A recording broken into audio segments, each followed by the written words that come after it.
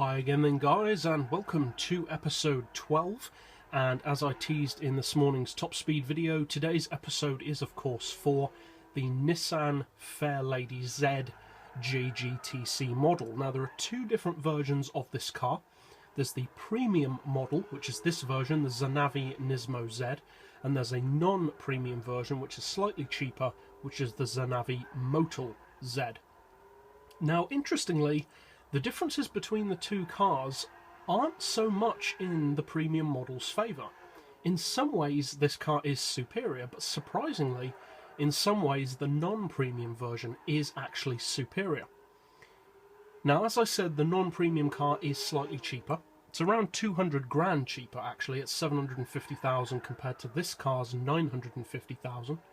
They both have 3-litre engines, and they both produce the same amount of power. When fully tuned, 933 horsepower.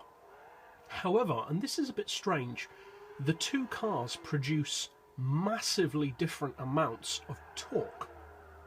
This model, the premium car, puts out 783 pound-feet of torque. The non-premium version, however, puts out 860, almost 100 pound-feet of torque more, despite having the same horsepower. So an interesting, perhaps unexpected twist there. The non-premium version is also slightly lighter, at 1,080 kilos to this car's 1,100, so 20 kilos difference between the two.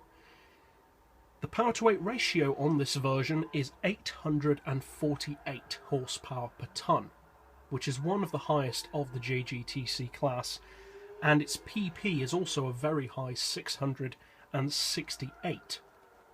Now, as you'll have seen from this morning's top speed video, if you watch that, of course this is a pretty quick model, around 240 miles per hour, means that it is one of the faster top-end GT500 class vehicles. Not necessarily the fastest, but one of the quicker models. Quicker than, for instance, the Denso Lexus SC430 that we reviewed in the last episode of this series.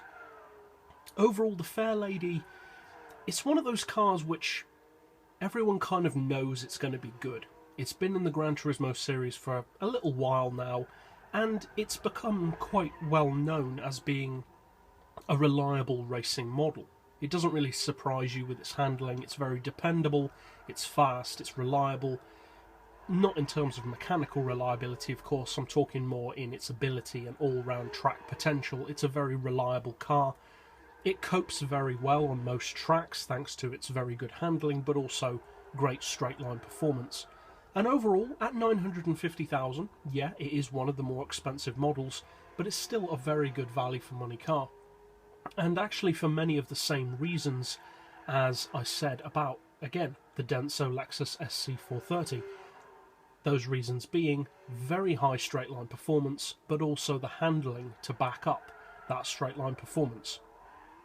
Now the Fairlady is a little bit more tail-happy than some of the other JGTC cars, which perhaps isn't too surprising, because the 350Z is quite well known as being a good drift car, and the racing model does carry some of that character over to it, which is good. You don't want the racing car to be completely different to the road model.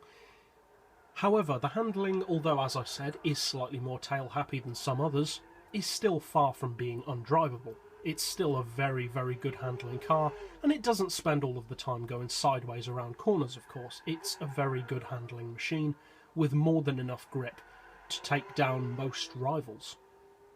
Overall then, the premium model, like the non-premium model, has its advantages against the competition. And although with the majority of JGTC models, they're so similar in many ways out when they're actually out on the track that it usually comes down more to which one you personally prefer. If, however, you do happen to prefer the Fairlady, they will serve you very, very well on, as I said, a wide variety of circuit types. So, that's it for this episode. I'll see you guys next time, and as always, thanks for watching.